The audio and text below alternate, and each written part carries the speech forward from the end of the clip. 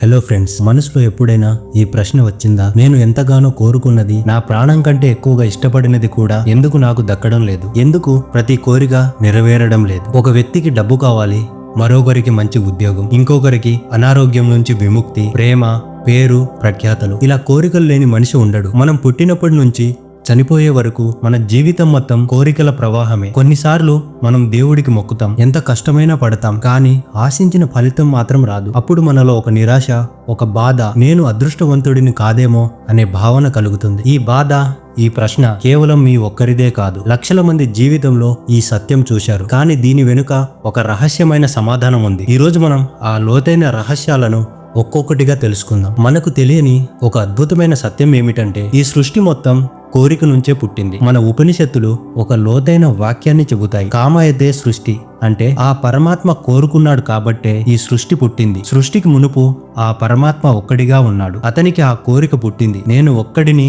అనేకుడిగా మారతాను అని. ఆ కోరిక నుంచే ఈ అనంతమైన విశ్వం, అందులో ఉన్న ప్రతి ప్రాణి, ఈ పంచభూతాలన్నీ పుట్టాయి. అంటే కోరిక అనేది కేవలం మనది కాదు, ఇది సృష్టికి మూలం. మన జీవితం కూడా ఒక కోరిక నుంచే మొదలవుతుంది. మీరు ఒక చిన్న సైకిల్ కావాలని కోరుకుంటే ఆ కోరిక మీలో ఆశను, శక్తిని నింపుతుంది. ఆ తర్వాత ఆ సైకిల్ కొనడానికి మీ తల్లిదండ్రులు కష్టపడతారు, మీరు బాగా చదువుకుంటారు. ఇలా ఒక కోరిక అనేక సంఘటనలకు దారితీస్తుంది. మనిషి ప్రతి పని వెనుక ఒక కోరికే డ్రైవింగ్ ఫోర్స్. మనం ఉదయం లేచిన దగ్గర నుంచి రాత్రి పడుకునే వరకు ఏదో ఒక కోరికతోనే జీవిస్తాం. ఉద్యోగానికి వెళ్తున్నామంటే జీతం కావాలనే కోరిక, స్నేహితులతో మాట్లాడుతున్నామంటే ఆనందం కావాలనే కోరిక, భోజనం చేస్తున్నామంటే ఆకలి తీర్చుకోవాలనే కోరిక. కోరికలు లేకపోతే జీవితం నిర్జీవంగా ఉంటుంది. కానీ అన్ని కోరికలు నెరవేరడం లేదు. ఎందుకు? మన శాస్త్రాలు చెబుతున్నాయి, కేవలం కోరుకోవడం సరిపోదు. ఆ కోరిక నెరవేరడానికి 3 ప్రధాన అంశాలు కావాలి: కర్మ, శ్రద్ధ మరియు దైవ అనుగ్రహం. వీటి గురించి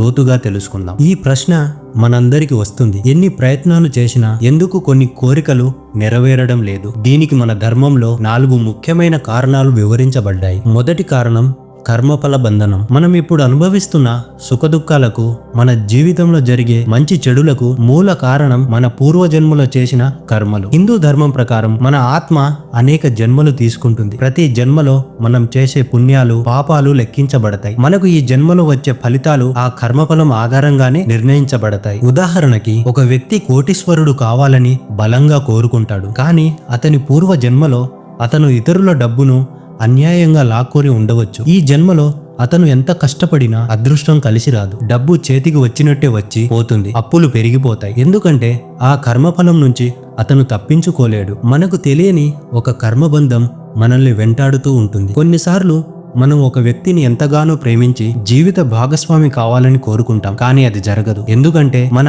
ఆత్మకు ఆ వ్యక్తితో సంబంధం ఆ జన్మతో ముగిసి ఉండవచ్చు, లేదా మన కర్మల వల్ల ఏర్పడకపోవచ్చు. అందుకే కొన్ని కోరికలు ఎంత కోరుకున్నా రాకపోవడానికి కర్మబలం ఒక బలమైన కారణం. కర్మ సిద్ధాంతం అనేది చాలా లోతైనది. ఇది ఒక రకంగా జీవిత పాఠాలను నేర్పుతుంది. రెండవది అలసత్వం, శ్రమలేమి. భగవద్గీతలో శ్రీకృష్ణుడు ఒక అమూల్యమైన సూత్రాన్ని చెప్పాడు, కర్మణ్యే వాధికారస్తే మా ఫలేషు కదాచన. అంటే నీకు కేవలం కర్మను చేయడంలోనే అధికారం ఉంది, దాని ఫలితం మీద కాదు. ఈ శ్లోకం చాలా మందికి తెలుసు, కానీ దాని లోతైన అర్థాన్ని చాలా మంది అర్థం చేసుకోరు. చాలా మందికి కోరికలు ఉంటాయి, నాకు ఒక మంచి వ్యాపారం కావాలి, నేను నలుగురిలో గొప్పగా ఉండాలి అని కోరుకుంటారు. కానీ ఆ కోరికను నిజం చేసుకోవడానికి కావలసిన శ్రమ పెట్టడానికి ఇష్టపడరు. ఒక వ్యక్తి బరువు తగ్గాలని కోరుకుంటాడు, కానీ వ్యాయామం చేయడు, తిండిని నియంత్రించుకోడు. కేవలం కోరుకుంటే బరువు తగ్గిపోతామా? ఒక వ్యక్తి ఉద్యోగం రావాలని కోరుకుంటాడు, కానీ కొత్త నైపుణ్యాలను నేర్చుకోడు, ఇంటర్వ్యూలకు సిద్ధం కాడు. కోరిక అనేది కేవలం విత్తనం లాంటిది. దాన్ని నేలలో నాటితేనే పంట వస్తుంది. నీరు పోసి, ఎరువు వేసి కష్టపడితేనే అది ఫలాలను ఇస్తుంది. కేవలం పంట కావాలని కోరుకుంటే ఎలా వస్తుంది? అలాగే శ్రమ లేకుండా ఫలితాన్ని ఆశించకూడదు. కర్మ అనేది మన చేతుల్లో ఉంది, దాని ఫలితం ఎప్పుడు వస్తుందో తెలియదు, కానీ కర్మ చేయడం మాత్రం ఆపకూడదు. ఈ లోకంలో ఏది కూడా శ్రమ లేకుండా రాదు. మూడవ కారణం అధిక ఆశలు. మన శాస్త్రాలు చెబుతున్నాయి, అతి ఆశ విఫలతకు కారణం. అధిక ఆశ అనేది మనల్ని అనంతమైన దుఃఖంలోకి నెట్టేస్తుంది. ఒక వ్యక్తి ఒకే రోజులో కోటీశ్వరుడు కావాలని కోరుకుంటాడు, ఒకే నెలలో ప్రపంచంలోనే గొప్ప వ్యక్తిగా మారిపోవాలని ఆశపడతాడు, ఈ అధిక ఆశలు నిజం కావు. ఎప్పుడైతే మన ఆశలు వాస్తవానికి దూరంగా ఉంటాయో అప్పుడు మనం తీవ్రమైన నిరాశకు గురవుతాం. నిరాశ మనలో ఉన్న ఉత్సాహాన్ని చంపేస్తుంది. మనం చిన్న చిన్న లక్ష్యాలను సాధించకుండా ఒకేసారి పెద్ద లక్ష్యాలను సాధించాలనుకుంటే అది సాధ్యం కాదు. ఒక విద్యార్థి ఉన్నత స్థాయిలో పాస్ కావాలంటే ముందుగా ప్రతిరోజు చదవాలి. ఒకేసారి పరీక్షకు ముందు చదివితే ఎలా పాస్ అవుతాడు? అధిక ఆశలు మనల్ని కర్మ చేయడం నుంచి దూరం చేస్తాయి. అబ్బా ఇది నా వల్ల కాదు అనే భావనను కలిగిస్తాయి. 4వ కారణం దైవ సంకల్పం. కొన్నిసార్లు మనం కోరుకునేది మనకు మంచిది కాకపోవచ్చు. ఒక చిన్న పిల్లవాడు చాక్లెట్లు, ఐస్ క్రీంలు చాలా కావాలని కోరుకుంటాడు. కానీ తల్లిదండ్రులు అవి ఎక్కువగా ఇవ్వరు, ఎందుకంటే అవి ఆరోగ్యానికి మంచివి కావు. అలాగే కొన్నిసార్లు మనం కోరుకునేవి మనకు తాత్కాలిక సంతోషాన్ని ఇవ్వవచ్చు, కానీ అవి మన దీర్ఘకాలిక ప్రగతికి లేదా మన ఆత్మ పెరుగుదలకు అడ్డుపడవచ్చు. మన కర్మలు, మన ప్రయాణం, మన భవిష్యత్తు గురించి ఆ దైవానికి మాత్రమే తెలుసు. మనం ఒక మార్గం కోరుకుంటాం, కానీ అది మనకు సరైన మార్గం కాకపోవచ్చు. అందుకే దేవుడు మన కోరికను నెరవేర్చకుండా దానికంటే మరింత మంచిదే మనకు ఇస్తాడు. మనం కోరుకున్నది ఒక ఉద్యోగం అయితే దేవుడు మనకు ఒక వ్యాపారాన్ని చూపించవచ్చు. మనం కోరుకున్నది ఒక మనిషి అయితే దేవుడు మనకు మరింత మంచి మనిషిని జీవితంలోకి పంపవచ్చు. అందుకే మన జీవితంలో ఏదైనా కోరిక నెరవేరకపోతే అది మన మంచికే అని మనం నమ్మాలి. దేవుడు మనకు మరింత మంచి దానిని సిద్ధం చేస్తున్నాడని విశ్వసించాలి. ఈ విశ్వాసం మనకు ఎన్నో కష్టాల నుంచి ఉపశమనం ఇస్తుంది. కోరికలు నెరవేరకపోవడానికి మరొక ప్రధాన కారణం మన మనసు. మన మనసులో ఒకేసారి వందల ఆలోచనలు, వేల కోరికలు వస్తుంటాయి. అవి ఒకదానితో ఒకటి పోటీ పడుతుంటాయి. ఒక క్షణం నాకు డబ్బు కావాలి అంటాం,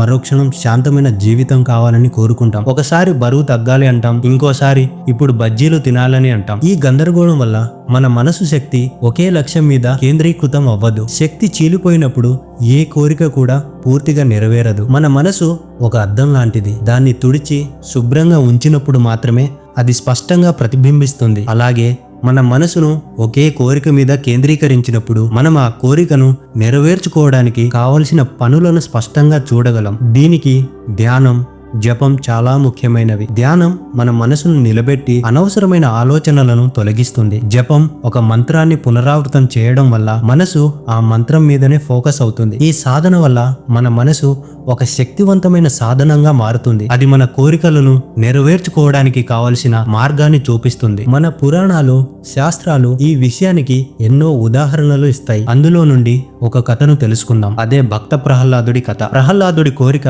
చాలా స్వచ్ఛమైనది. అతనికి తన తండ్రి నుంచి రక్షణ మాత్రమే కావాలని కోరుకున్నాడు. అతని కోరికలో స్వార్థం లేదు, ద్వేషం లేదు, లోభం లేదు. అందుకే అతని కోరికలను నెరవేర్చడానికి నరసింహ అవతారం వచ్చింది. స్వచ్ఛమైన కోరికలు, ధర్మబద్ధమైన కోరికలు చాలా త్వరగా నెరవేరుతాయి. కోరికలు నెరవేరకపోవడానికి కారణాలు తెలుసుకున్నాం. మరి అవి నెరవేరాలంటే ఏం చేయాలి? దానికి 3 ప్రధాన రహస్యాలు ఉన్నాయి. మొదటిగా స్పష్టత. మనం ఏం కోరుకుంటున్నామో దాని మీద మనకు పూర్తి స్పష్టత ఉండాలి. ఒకేసారి వందల కోరికలు కోరకుండా ఒకే లక్ష్యం మీద దృష్టి పెట్టాలి. నేను కోటీశ్వరుడు కావాలని కాకుండా నేను వచ్చే 3 సంవత్సరాలలో ఈ బిజినెస్ ద్వారా లక్షలు సంపాదిస్తాను అని ఒక స్పష్టమైన లక్ష్యం పెట్టుకోవాలి. అప్పుడు మన మనసు, మన ప్రయత్నాలు అన్నీ ఆ ఒక్క లక్ష్యం మీదనే ఫోకస్ అవుతాయి. రెండవది శ్రద్ధ, శ్రమ. ఏ కోరికైనా దానంతట అదే నెరవేరదు. దానికి తగ్గ ప్రయత్నం, శ్రమ తప్పకుండా ఉండాలి. మీరు మంచి ఉద్యోగం కావాలనుకుంటే దానికి కావలసిన నైపుణ్యాలు నేర్చుకోవడానికి, ఇంటర్వ్యూలకు సిద్ధం అవ్వడానికి